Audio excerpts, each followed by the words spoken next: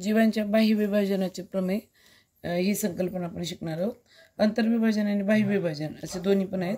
म्हणजे theorem of external division of chord याच्यावर चर्चा करणार आहे मी. एक छोटीशी आकृती इथं फळ्यावर काढून दाखवलेली आहे. एक्सटर्नल म्हणजे बाहेरच्या भागात. जीवांचं बाह्य विभाजनाचं प्रमेय म्हणून प्रसिद्ध आहे. आणि जीवांच्या बाह्य विभाजनाच्या प्रमेयात मला हे शिकायचं आहे की इथं दोन जीवा कोणत्या आहेत नेमक्या.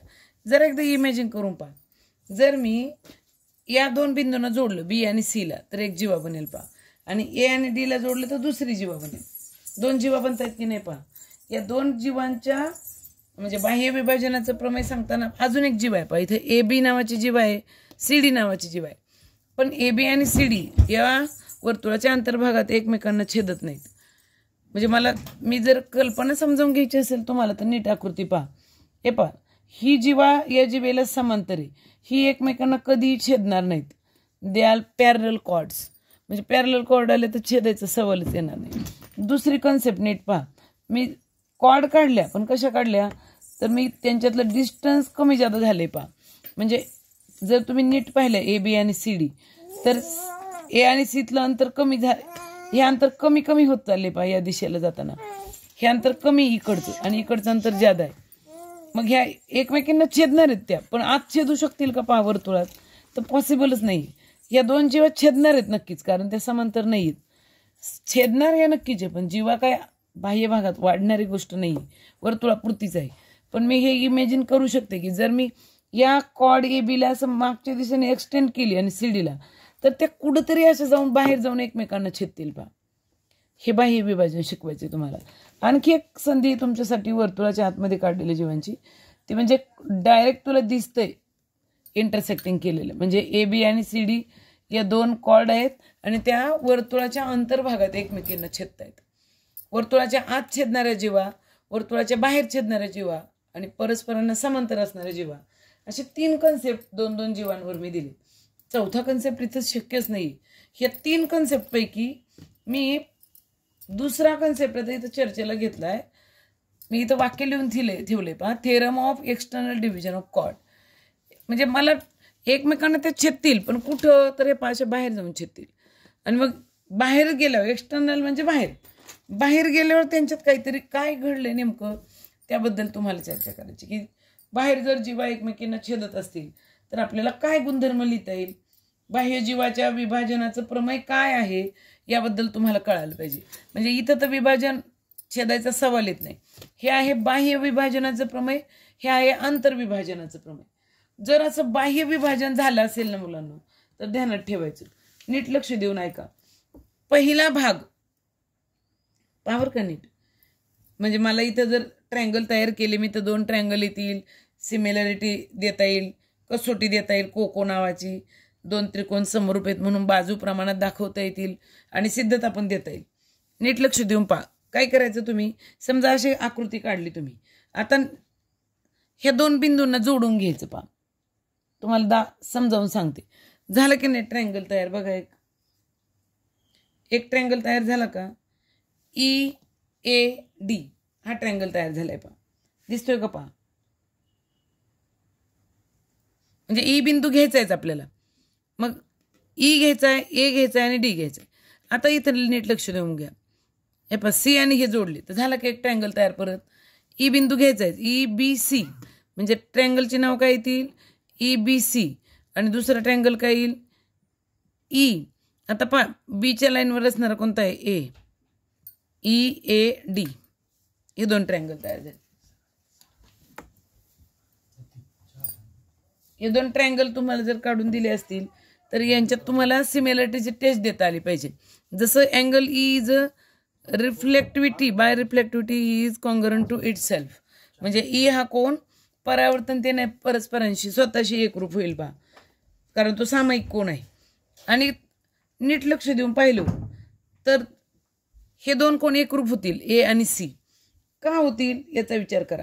कारण ए या कोणाशी पहा, ए या कोणात ए जर परिघावरचा कोण धरला तर त्याच्या समोर इंटरसिपेटेड आर्क शोधा. A is a inscribed angle and B D is a intercepted arc. Also C is a inscribed angle and intercepted arc is a same B C. So only B D is a one arc. B D is a arc which is a common arc. BD is a common arc, and angle A and angle C are inscribed angle.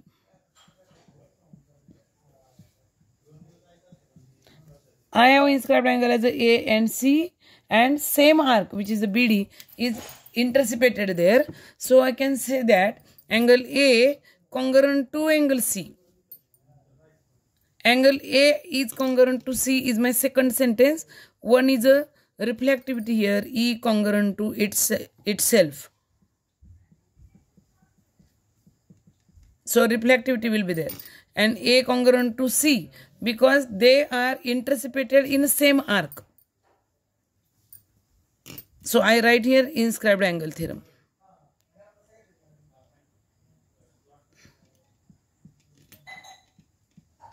Inscribed angle theorem is there and reflectivity is there.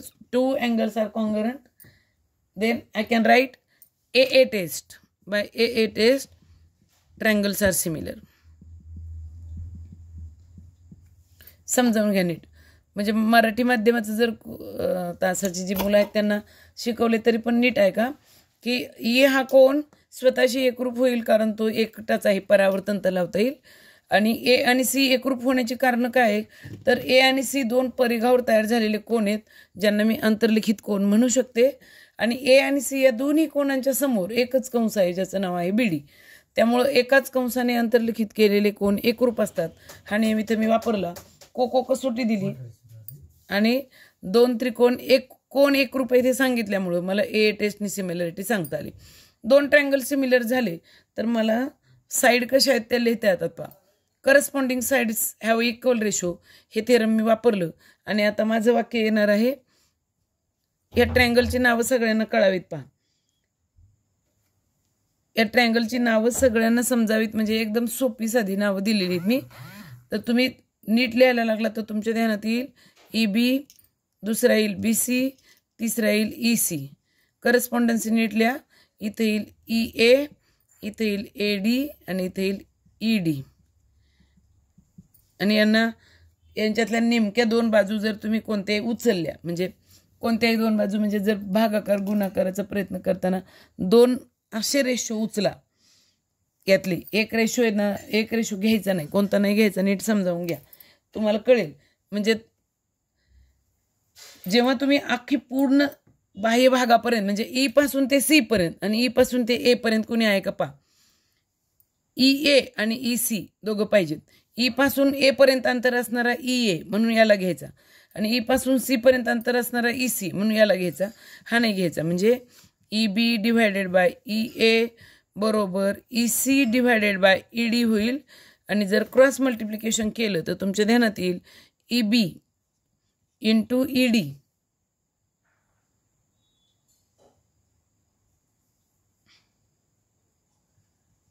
बरोबर EC into EA. पण नीट लक्ष देऊन पहा, याच्यात हे असं प्रमेय नाही आहे. तिथं हे प्रमेय इथं असं लिहिलेलं नाही आहे. काय वाक्य काय ते समजावून घ्या तुम्ही. जर तुम्ही आकृती बाह्य विभाजनाची काढली तर तुमच्या हे ध्यानात यायला पाहिजे की बाह्यबिंदू ई पासून ते ए पर्यंतचं अंतर गुणिले बाह्यबिंदू ई पासून ते म्हणजे पहिला बिंदू कोणता आहे E to A आणि दुसरा आहे E to B यांचा गुणाकार बरोबर बाह्यबिंदू ई पासून ते सीचं अंतर E to C गुणिले बाह्यबिंदू ई पासून त्याच्या जवळचा बिंदू कोणता आहे तर पुढचा आहे D, EDचं अंतर. हे विधान येणं अपेक्षित आहे. म्हणजे नीट लक्ष देऊन पाहायचं. काय लिहायचं फक्त तुम्हाला बाह्यबिंदू ते शेवटचा वर्तुळावरचा बिंदू ते बाह्यबिंदू आणि बाहेरचा बिंदू ते वर्तुळावरचा दुसरा बिंदू म्हणजे EA गुणिले EB बरोबर EC गुणिले ED. नावं करस्पॉन्डन्सीनुसार लिहून घ्या मग तुम्हाला बरोबर सांगता येईल पहा. इथं E कॉन्ग्रंट E झालाय, ए कॉन्ग्रंट सी झालाय का पहा. ए कॉन्ग्रंट सी नाही झालेला म्हणजे इथं कसा यायला पाहिजे होता CB यायला पाहिजे होता. ए आणि सी कॉन्ग्रंट आहेत आणि ई आणि ई कॉन्ग्रंट आहे असं झालं पाहिजे. मग तुमची करस्पॉन्डन्सी बरोबर येईल पाहिजे. आता EC भागिले EA बरोबर CB भागिले AD बरोबर EB भागिले ED आता यातल्या 2 पेअर कोणत्या घेतल्यात पहा तुम्ही. ई ए म्हणजे हा घेतलाय आणि EB म्हणजे याने याला गुणले आणि EC आणि ED याने याला गुणले, हा घेतलेला नाही. समजावं सगळ्यांना. हे बाह्य विभाजनाचं प्रमेय हे तुम्हाला आलं पाहिजे, चांगलं सांगता.